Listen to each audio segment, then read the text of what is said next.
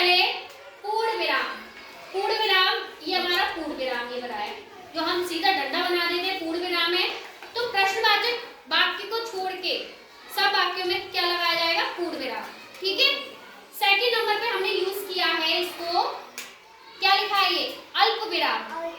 अल्प विराम कौन सा होगा, जहां पे वाक्य के कम समय के लिए हम रुकेंगे तो उसको कहेंगे अल्प विराम। तो कॉमा लगाएंगे हम, इसको हम कॉमा भी बोलते हैं इंग्लिश में।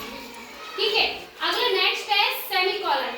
इसमें बिंदी लगा के जब कॉमा बनेगा इसको बोलते हैं अर्ध विराम, यानी कि अल्प विराम से जब ज्यादा रुकेंगे उसको कहेंगे अर्ध विराम।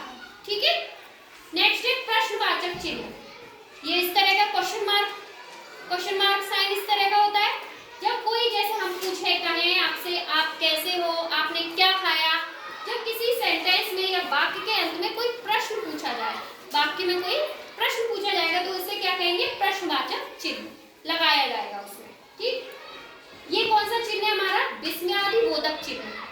विस्मयादिबोधक जैसे कि कोई विस्मय हो, जैसे भय की बात हो, हर्ष की, उत्साह की बात होगी तो उसमें ये विस्मयादिबोधक चिन्ह लगाएंगे। जैसे उफ आज कितनी गर्मी है, वाह कितना सुंदर चित्र है, तो वाह के बाद में हमने ये विस्मयादिबोधक चिन्ह लगेगा, ये वाला साइन। ठीक है, नेक्स्ट है हमारा योजक चिन्ह, हाइफन, इसे इंग्लिश में हाइफन बोलते हैं। ये डार्क बना है और थोड़ा छोटा है ना, ये वाला जो चिन्ह यूज होगा जैसे दो शब्दों को हम एक साथ बोल रहे हैं या फिर कोई विपरीत शब्दों को एक साथ बोलें, जैसे दिन रात, सुख दुख, तो उसमें हम यूज करेंगे योजक चिन्ह का। ठीक है, ऐसे भी बोल सकते हैं जैसे मुझे पालक पनीर की सब्जी पसंद है, मैंने ये नहीं बोला पालक और पनीर की, तो इसमें हमने पालक पनीर के बीच में ये चिन्ह लगाया है, योजक चिन्ह। ठीक, नेक्स्ट है हमारा निर्देशक चिन्ह। निर्देश, जिसमें निर्देश दिए जाए वो निर्देशक चिन्ह होगा, इसको डैश साइन भी कहते हैं। जैसे जहां किसी बात का वर्णन हम अगली पंक्ति में करें, उदाहरण दें या किसी बात को कहें, जैसे स्वर के 3 वेद होते हैं तो हमने ये वाला निर्देशक चिन्ह लगा दिया, इससे ये थोड़ा बड़ा होगा। ठीक है, ये वाला चिन्ह, और आपको दिख रहा है पतला और हमने बड़ा बनाया निर्देशक चिन्ह। नेक्स्ट हमारा आ जाता है उद्धरण चिन्ह, इन्वर्टेड कॉमा वाले। एक तो होता है ये सिंगल वाला इन्वर्टेड कॉमा, ये सिंगल, और एक होगा डबल वाला। दोनों ही, एक को बोलेंगे इकहरा उद्धरण चिन्ह और दूसरे को बोलेंगे दोहरा उद्धरण चिन्ह।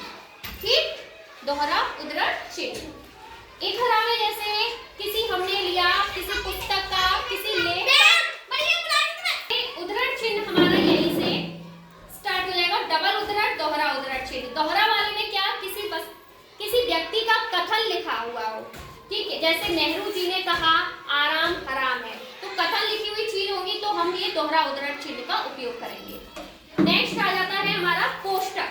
कोष्टक को हम ब्रैकेट भी बोलते हैं इंग्लिश में। कोष्टक आपका इस तरह से बनेगा।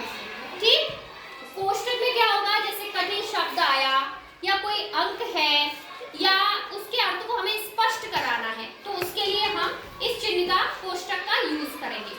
ठीक, नेक्स्ट आता है हमारा लाघव चिन्ह। लाघव चिन्ह आपका ये वाला है, ये जिसमें हम जीरो बना देंगे। किसी शब्द को संक्षिप्त रूप से लिखने के लिए ये लाघव चिन्ह का यूज करते हैं। ठीक, अब ये वाला जो है, ये वाला इक्वल वाला जो साइन आ रहा है बराबर का, इस चिन्ह को बोलते हैं तुल्यता सूचक चिन्ह। किसी की समान तुल्य करें, है ना, बराबरी करें तो उसमें तुल्यता सूचक यूज होगा। एक होता है ये वाला रेखांकन वाला, अंडरलाइन। अंडरलाइन करते हो, किसी चीज को हमें हाईलाइट करना है तो उसको क्या कहेंगे, अंडरलाइन वाला साइन बोलेंगे, रेखांकन चिन्ह।